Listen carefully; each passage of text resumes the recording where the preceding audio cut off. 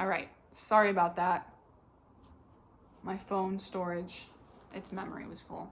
So I had to delete some stuff, and I'm just gonna finish this chapter. It's only like 2 more pages. And I'll call this part 2 of chapter 12. Chapter 12?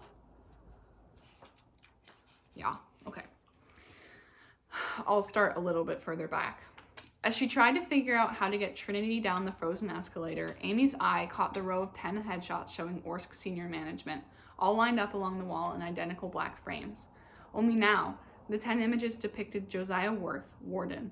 In the first picture, his eyes were scratched out. Next was one with his entire face slashed to ribbons, the glass in the frame shattered. Next to that was one with a water stain that had eaten away the image, leaving a white, shapeless blur on his shoulders. And so it continued down the line, each photo just another mutilated version of Josiah's grinning face. Eyeless, his mouth carved away to a black void, scratched with needles, charred, burned with acid. Amy felt Trinity twist in her grip and break free. Fumbling, she snagged the girl's t-shirt with her fingers, catching her at the last second. Amy pulled and Trinity swung toward her so that her lolling face was directly in front of Amy's. Sick, Trinity said. Come on, Amy said, twisting her fingers tighter in Trinity's shirt. Let's get out of here. Trinity cocked her head, confused. No one's allowed to leave the beehive, she said. She leaned backward, pulling away from Amy until her tattered t-shirt split down the middle, falling away from her body. Amy looked down at the scrap of t-shirt in her hand, then back up at Trinity as the girl ran toward living rooms, disappearing into the darkness. Trinity, Amy shouted, forgetting herself. But Trinity was gone. The store had swallowed her like a black stone dropped into a lake. Maple! Are you kidding me? The mailman's here. Ugh! I'm sorry.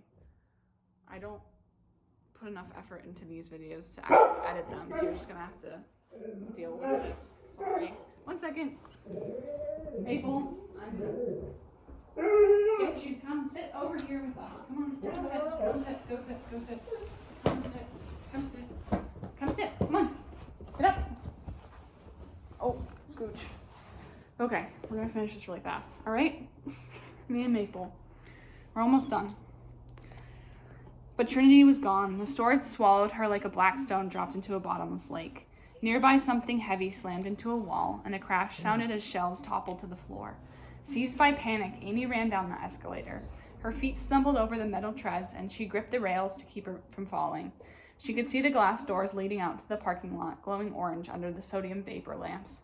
On one of Amy's first days at Orsk, Pat had shown her how to manually open the doors in case of a power failure. A special release was built into the frame. She simply had to press it and then wedge her fingers between the doors and pry them apart. A scream ripped through the dark. Ruth Ann's scream. This place is tricking you, she reminded herself. That's what it does. Orsk is all about scripted disorientation. It wants you to surrender to a programmed experience. Ruth Ann screamed again, an animal wail. Someone was doing something unimaginable to her. Amy couldn't tell where the scream was coming from. It might have been coming from inside her own head. They're trying to slow you down, she told herself. They're right behind you. They want to keep you here forever. They don't want you to get out.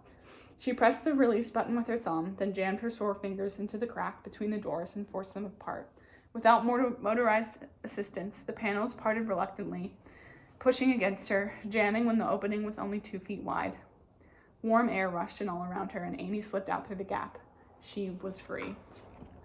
So obviously, that is not... She can't be free because we still have a couple chapters, but that is the end of chapter 12.